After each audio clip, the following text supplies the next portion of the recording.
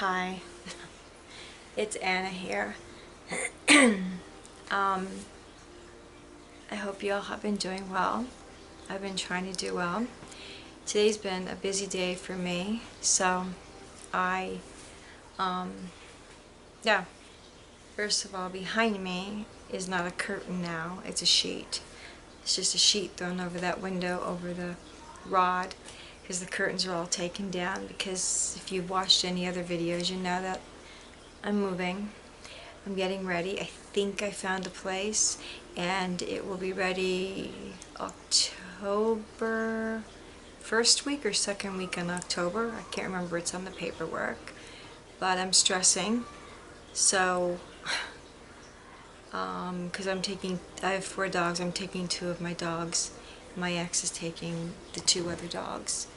I'm taking my 2 older dogs because they've been with me forever. The other dogs we got together, and I can't no, can't do that. It's best we split them up and do it this way, and remain friends and let the dogs get together from time to time. I'm very anxious today. I started going through, I got a lot of sheets, pillowcases, God, I do, and towels and washcloths that I don't need. So I've been giving them to neighbors that I know. Like walking outside with my mask on. Do you want these? They're clean. Use them for whatever you. Yeah, oh yeah. And thank God they do, because I don't need them all. Smart people, couples, anybody live with one big towel, one medium towel, and a washcloth. One for that person and one for this person, right? And I think, do I need 50 towels? No, but I have them. Do I need like 75 sheets? No, but I have them. Blankets or something. So I'm going to need blankets, because sooner or later it's North Florida where you actually get some kind of seasons. It gets cold. But for now, talking to my landlord, this raised my anxiety. I've been looking and looking and looking, and taking my 2 dogs, and they want a huge pet deposit, and the money's difficult because I live on disability and I don't have much saved. My 2 older ones are going with me. One's 15, and one's 12. Yeah. My 15-year-old has a vet appointment coming up to make sure that his heart's good. He's got a few fatty lumps, but they said in the past if we drain them, they'll probably come back. So anyway, the anxiety level has been running a little high, and then it got worse because my daughter started having panic attacks when she lived here with me. When we moved in, bad, and she had to quit her job, and she started a job at home. Thank goodness she found a good job at home, and she was able to make it past the mailbox, but she couldn't go too far. So she called me today and said, "Mom, I don't know what's going on, but I woke up in bed. I'm waking up in bed at night, and I'm having anxiety." And I'm like, "What are you doing in your diet that's different, or anything bothering you, or what's going on?" And I can't figure it out. She can't figure it out. So that puts a tremendous strain on me, because I don't want my daughter to end up like me, because she fought this once before, and here she goes again. This is a never-ending battle. This is like a forever thing for many, many, many of us. I can't, I have good days and bad days. I remember eyes staring. It's one of my dogs. I remember, there's a hotline to call. It's not just for suicide. It's just if you need to talk to somebody because you're not feeling well. I remember calling that number. It's free, talking to someone, but it just felt very, I don't know, felt like I was talking to kind of like air, because it wasn't somebody I knew. If it's a person you know, who's going through what you're going through or understands it, it feels good. Can you imagine two people living together who are agoraphobic? How would they get their shopping done? Wow, that would be bad. And I used to hope for that. I used to say, I hope I meet a guy who's agoraphobic, because he'll understand, he'll get it. And then I thought, wow, that's really messed up thinking, because we wouldn't be able to go anywhere, probably, get halfway down the road, and one would have a panic attack, and the other would be feeling okay, and vice versa. It would be hell. It wouldn't be good. My ex battles depression. He does, and he's on medication, but I have it really bad. And sitting around all this crap. Last time I noticed this made noise. I'm going to try it better and show you all if you could get anything out of that. You know, it's just all this stuff plus what I'm sitting on. You know, it's just,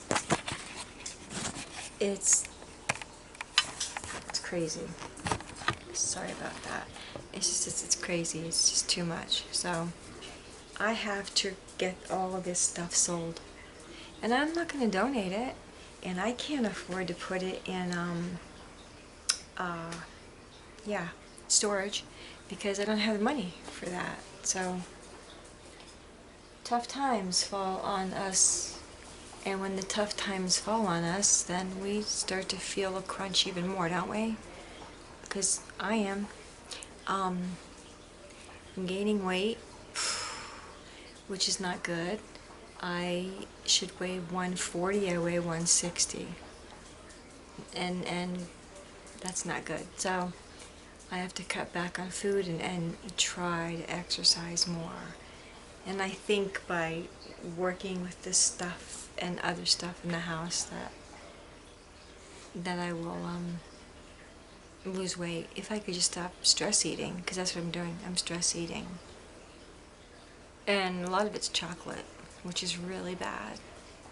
Really bad. So, I don't know. I don't know how any of you are feeling today. I read a lot on social media. There's a lot of forums out there where people just say it's sad to read, because I can relate, and I'm sure you guys can too. It's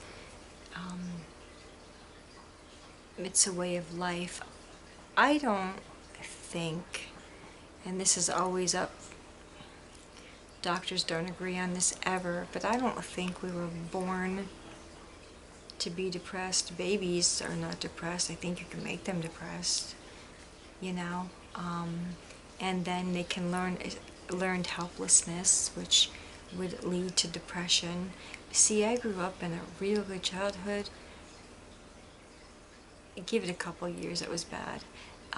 Not good, but other than that, we had everything we wanted. Our mother was good. We were good children, and I didn't feel depressed. I didn't like depression.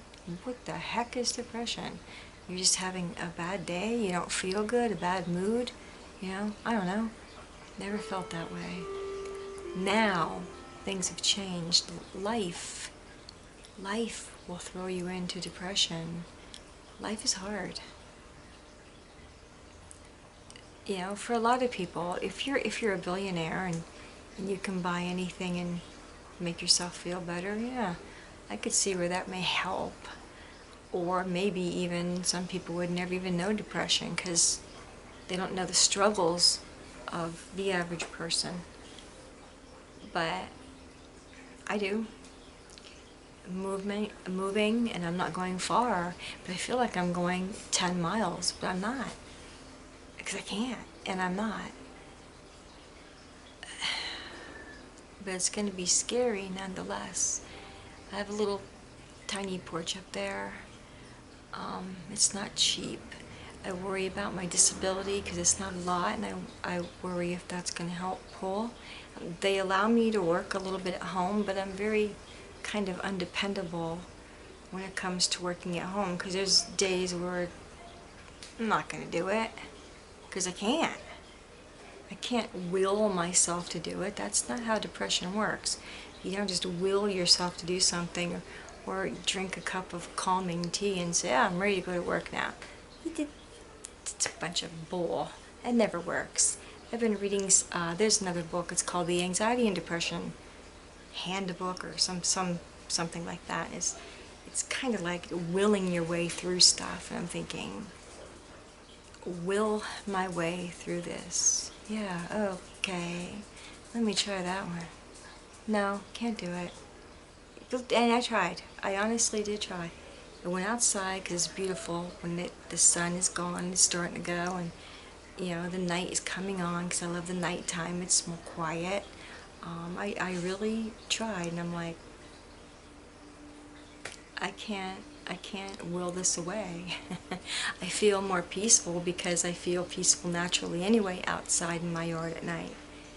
But you can't get up and say, well, I have depression and I'm gonna will it away. Yeah, we're strong. We can all just will this depression away. Nobody ever gets hurt by depression. It's a bunch of crap. Don't even bother with a book like that.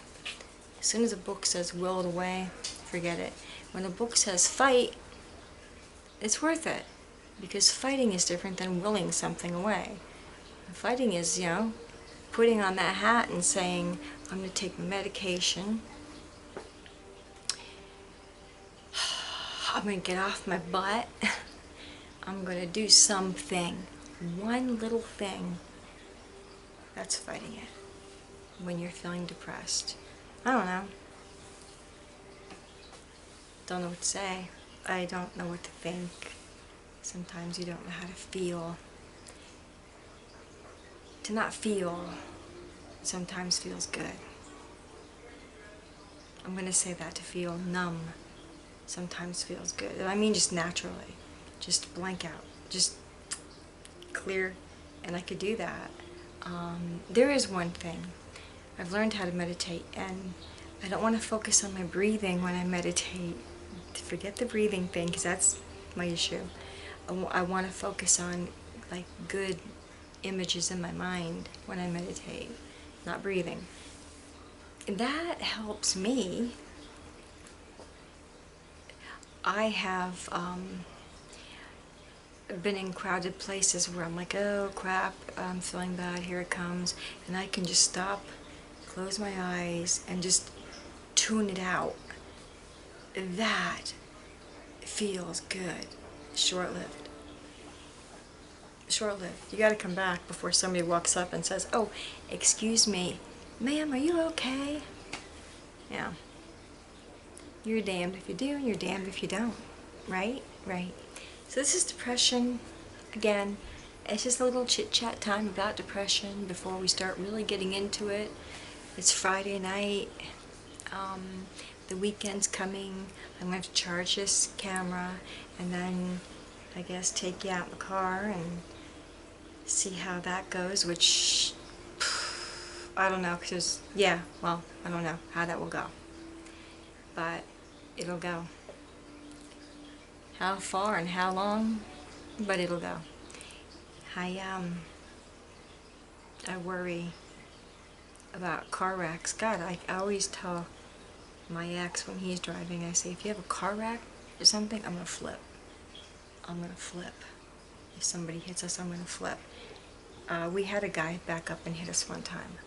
It's getting hot in here because the AC clicked off. Actually, the vent up there is closed. We were in this right up here at the store. It's just right here. Some guy, we're backing out, and some guy's backing out, and I was just about ready to say, "Watch out!" And boom! I'm like, "Oh God!" And that part bothered me. But I sat in the vehicle while he got out. He had a big black mark where the vehicle hit him, and had to go get fixed. And I'm like, "Oh my!" And the guy was drunk. Should have called the police because he was drunk. He was really sloshed. Really sloshed. Didn't do anything because I think he tried to make it easier on me, and insurance covered it. So But out on these roads around here, we have a lot of, I don't know, motorcycles and people that like to drive fast and don't pay attention. And those are the ones that, they're gonna hit you. And if it's a bad one where I'm pinned, again, I'm not claustrophobic, but if you're pinned in a car wreck, it's a whole different story, right? Then it's something that's get me out of here now, or knock me out, because I'm not gonna fare well. It's not gonna go well. There's a lot of things that surround depression and anxiety, you know? On top of being agoraphobic and you feel comfortable in your home. Now I have to move this other place, and I have to make that my home. How do you move alone with your 2 dogs and make it your home? Because I haven't had to ever do that. I've always been with somebody. I'm going to be alone as a person. So